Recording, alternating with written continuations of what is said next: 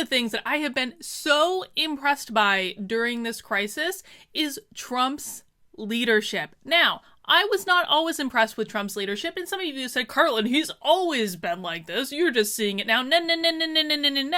No, that's downplaying what has happened. Trump has really stepped up in this crisis, and he's really tempered his more aggressive style to be more of I believe, much more moderate, much more down to earth. And I don't think that's happening by accident. I think that's happening because of the influence of Dr. Birx and Dr. Fauci. And I'm going to talk about why in this video. What we're going to do is we're going to look at the DISC psychological model. I use DISC all the time in the work that I do. I'm a little bit of a nerd. If you've never heard of it, don't worry, sit tight. I'm going to explain it to you and why it's important and how it applies here. But before we do that, I've got a couple quick announcements, and these are some things that you guys have been waiting for. So number one, I finally finished a very minimal little website at drcarlin.com. That's drkarlyn.com, as a place to try to separate my business out from this stuff, because frankly, I'm still going to be doing work-related content on this channel in terms of how you can use organizational psychology, positive psychology, mindfulness techniques to create a better work experience. But I need to start separating out my core business from just stuff I'm doing on here just for fun, like this politics stuff or culture stuff, simply because I just want to, I would feel more comfortable about it. So I built this very simple website that you can come on, you can get in touch with me. I'm going to be promoting different events and different interviews and things like that, different live streams on the site. So that's a good thing to keep in mind, and it will be getting more built out as I continue. But one of the things that's gotten built out that so many of you have asked me for is, Carlin, how can I donate to your work? Well, guess what? You've got a couple ways now. Listen, I never want anyone to feel like you have to donate and support my work, but of course, the more financially viable that I'm able to make this stuff, the more time that I can dedicate to doing it, because right now, I still got to maintain my business, still got to pay my bills, and frankly, I love the work I do through Zen Workplace. I don't ever envision stopping that entirely, because it is my passion, it is something I've worked it for years and years and years, but it does take up a lot more of my time right now for many reasons, and I want to be able to spend more time for you to create content that you seem to enjoy, and the more financially viable I can make that, the more that can happen. So again, if you are struggling financially, I do not want you to donate. I don't want you to feel pressure, but if you want to and are able to, I would very much welcome any contributions you want to make. I've got a couple different ways. You can set up a donation option via PayPal. Now, if you click on this PayPal link, just to show you, it is going to, if it loads, there it is. It's going to tell you that it's to Zen Workplace. It's to me. They're all the same. There's no Zen Workplace only has one employee, and that's me.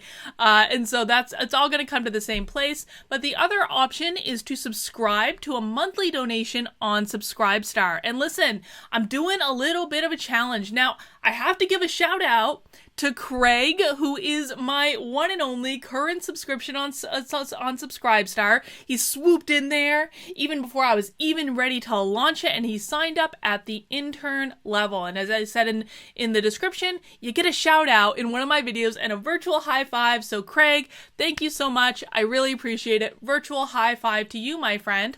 But there are many different levels that you can choose to contribute at, all the way up to CEO and many different perks on that. I'll let you go on and read about it yourself, and it'll be in the description below.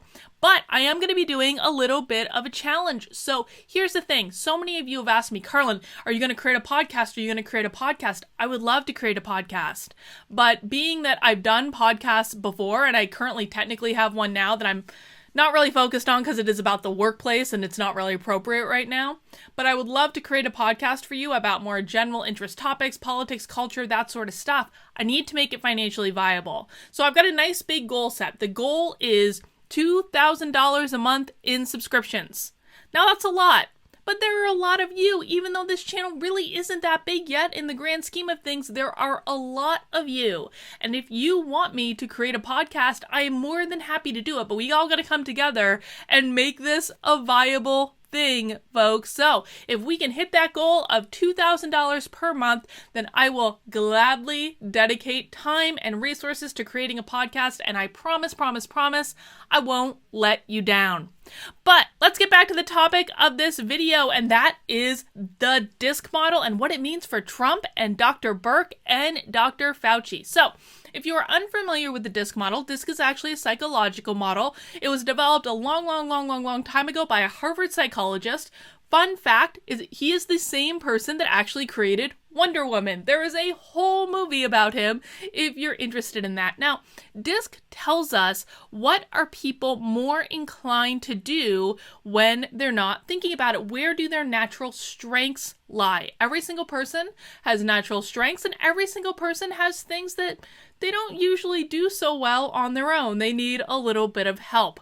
There is no best DISC style to have. There is no worst DISC style to have. But when we can identify where someone falls on this map, that allows us to know all sorts of information about them, like what their priorities are, what are they motivated by, what do they fear, what do you notice about them, and what are their limitations, what are their vulnerabilities. Now, think of DISC, if you think of other psychological models, as like the Myers-Briggs test, the MBTI, except it is actually much more accurate and reliable when it's administered well. And the DISC test that I use, folks, we're not talking about like BuzzFeed style quizzes, or I've been taking the political compass test and the moral foundations test recently. Those are freebies on the internet. This is not what we're talking about.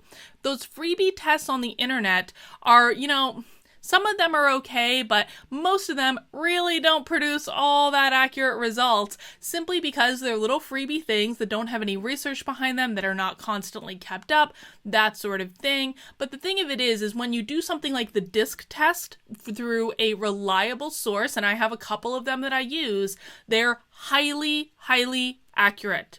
I have administered thousands of these things, and most often, I'm talking like 98% of the time, when someone takes one of my DISC tests, they're like, oh yeah, that's accurate, that described me. So these things, when they're done well, when they have a team of researchers behind them, they are super accurate, super on point, and are able to really tell you more about yourself than sometimes you even realize.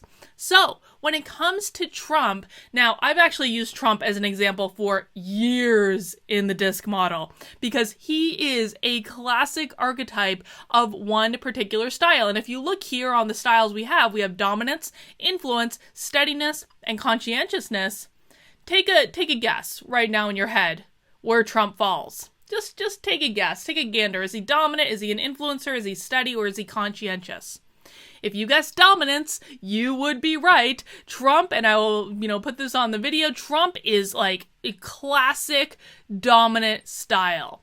That he is absolutely the epitome of this classical D style. Now, the reason we talk about Ds first when we're talking about the DISC test is that Ds are our natural leaders. They care about winning. I mean, even look at what they're motivated by, winning. It even says it here. What is Trump motivated by? Winning, getting results, being the best, being on top of the mountain.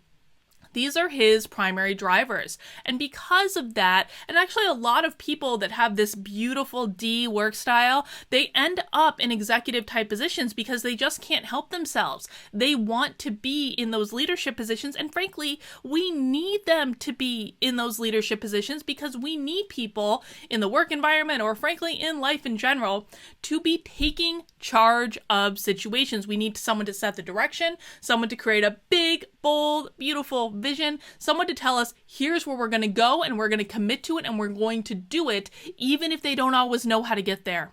Because Trump, I guarantee you, Trump does not always know how he's going to achieve the things that he says he's going to do. He just knows that that is the vision, he is setting the direction, and he's got a team of people that are going to help him figure out how to get there. Okay, so that's where Trump is at.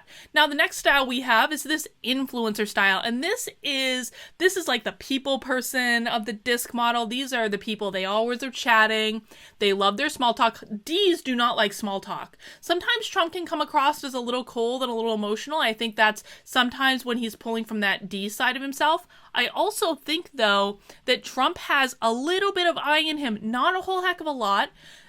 sometimes people are a combination of two different styles. For example, I am a combination of a D and an I.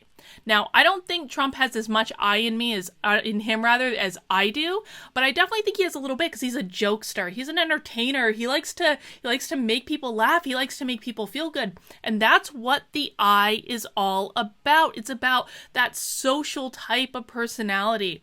They really fear like social rejection, disapproval, things like that. And so I don't really think Trump fears social rejection. I kind of think he thrives on it, which is why I don't think he's full on I. Then we go down to the bottom of the circle and we have our steadiness and conscientious styles. And this is where I believe that Dr. Birx and Dr. Fauci are ending up. For Dr. Birx, I think that she's a classic example of the steadiness style, because how I often refer to the steady style, and I understand this is probably not politically correct, but whatever, is I call them the office moms. And I feel like Dr. Birx in this situation between the three of them, she's like the mom. I honestly think she's probably taking care of Trump. She's probably emotionally supporting Trump through all this. She's taking care of him. And you can tell this for a few reasons. Number one, and this is true of Dr. Fauci too, she speaks at a much slower pace. And oftentimes people with this S style, they will actually speak at a much slower pace than the average person. She also speaks very softly. She never gets aggressive, even when, the media is coming after her. And God knows, I'm going to do a whole separate video on what's happening to her and how people are attacking her, because I just think it's horrible. But she has this beautiful kind of servant leader, humble style about her. And, obviously is very focused on people, obviously takes very good care of people. And you'll notice on here that the D and the S style are direct opposites, right? They're direct opposites in a lot of respect. Dr. Birx is exactly the person that Trump needed to lead this task force or to coordinate this task force, because she is going to balance him out. She is going to temper his more dominant sensibilities. I want him working with Dr. Birx as much as absolute possible, because listen, we've talked a lot, or in the conversations around, social justice and cancel culture and all this stuff. There's a lot of talk around how diversity of thought is important. Well, part of that is diversity of approach, or what I've come to call diversity of approach. And that's really important in the work environment. It's not good to have a team that is all comprised of Ds, or all comprised of Is, or all comprised of S's, or all comprised of C's. I actually worked with a team a couple months ago in this really big healthcare system that 80% of the leadership team of this healthcare system was in the I category. And it was causing all sorts of problems with them because they were all very similar. They did not have diversity of thought. They did not have that diversity of approach. And so they have to do things to temper that. In a best case scenario in work environments, you have people with different work styles. You have a nice little distribution among all of the different work styles, because that is what is going to produce the ultimate best results. And so I love that Trump is way up here, and I think Dr. Birx is down here. Now, if I were to look at Dr. Fauci, I think he's on this side of the circle as well. I think he actually is a combination of the C style and the S style, because he is, so focused on accuracy. He's so focused on making sure that we're doing all the trials, we're following the steps and procedures that we're supposed to take, and that is a model of that conscientious style. But I also do see S attributes show up in him. I just think he's more in this C area, where he probably has a fair amount of S in him, but he's definitely more C. So what does that contribute to the conversation? Well, guess what, folks? Top of the circle, the D's and the I's, these are the people that are like, full steam ahead, we've got to get it done, And they're not worried about breaking things along the way. D's, especially D's, are a classic bull in the china shop.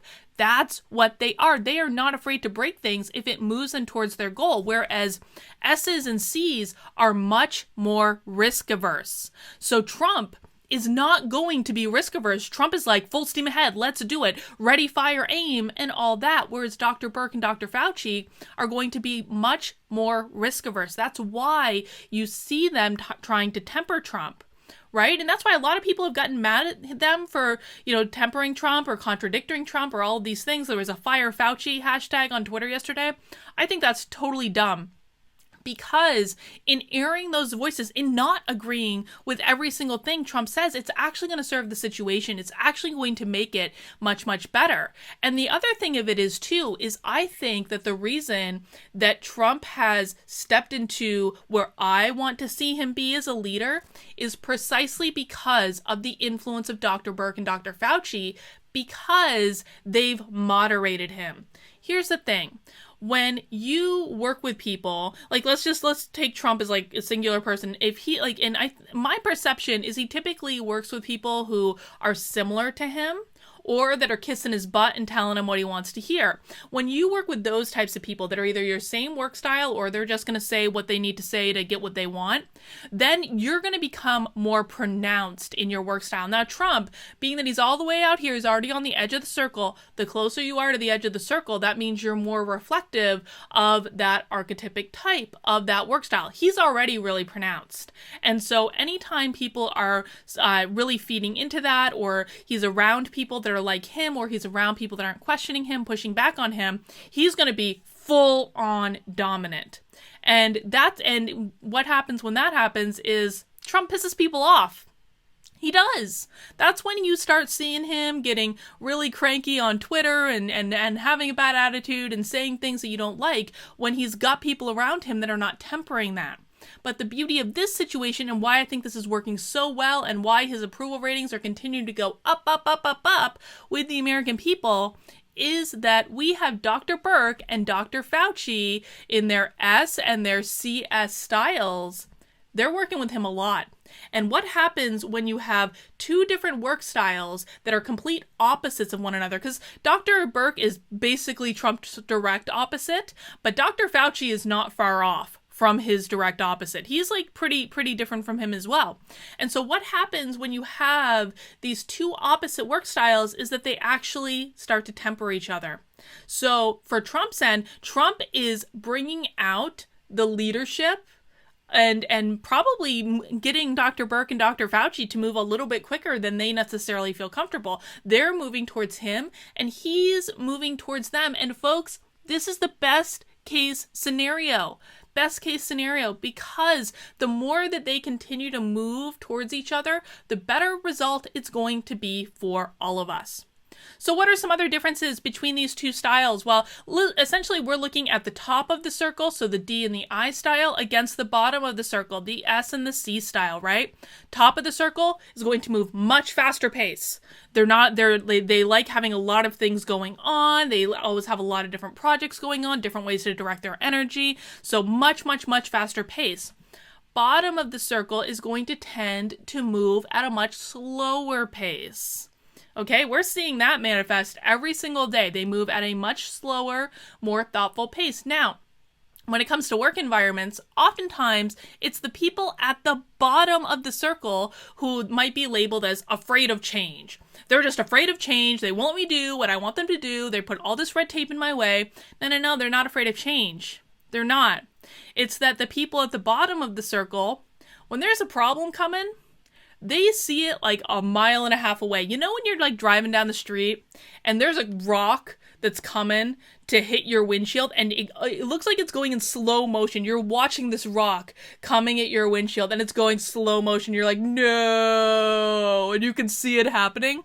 That's what it is for C's and S's with problems that can come up, right? They can see those problems coming a mile and a half away. So the reason that Dr. Birx and Dr. Fauci are harping on the fact that we have to do these trials, we have to make sure these things are safe, it's because they have enough experience to see the problems coming a mile and a half away, whereas Trump doesn't have as much experience in this area. He's like, full steam ahead. We got to help people. We got to do the right thing. We got to make sure people aren't dying.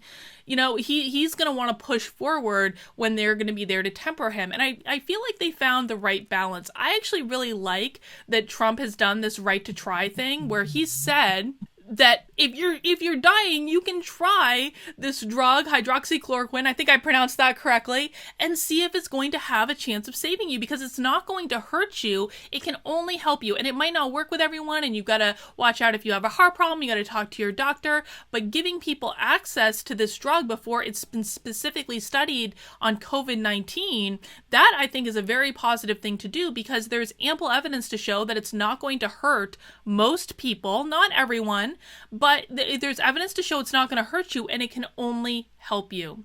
And talk to your doctor, figure out if it's right for you. For me, that is a tempered position, and that is a rational position, and that's something that even, Dr. Fauci, who they've really been kind of contradicting themselves there, or it seems as though to people who aren't really paying attention that they're contradicting themselves, because Dr. Fauci wants to do the trials, he wants to go through the process.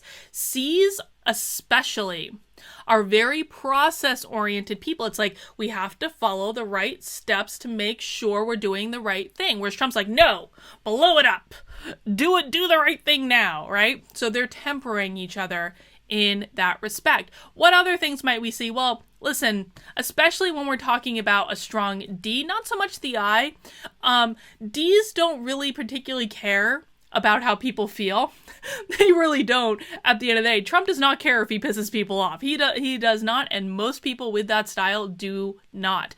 But Dr. Birx, on the other hand, and probably Dr. Fauci to a lesser extent, do care about how they're making people feel. So you can tell, really, these are two people that have been through this kind of crisis before with the AIDS epidemic and all that, and they really do care about taking care of people and making sure they're communicating clearly. Where Trump is a little bit kind of more off the cuff in his communication style, and he doesn't always think through the clarity part of it, but that is so indicative of his work style. That's something that Ds do all the time, is they have a big bold vision, they know they want to move for it. They aren't your details people.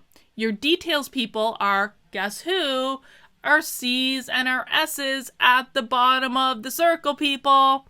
So that's where Dr. Birx and Dr. Fauci are coming in. Listen, I think that this is meant, I believe that everything happens for a reason. I really do.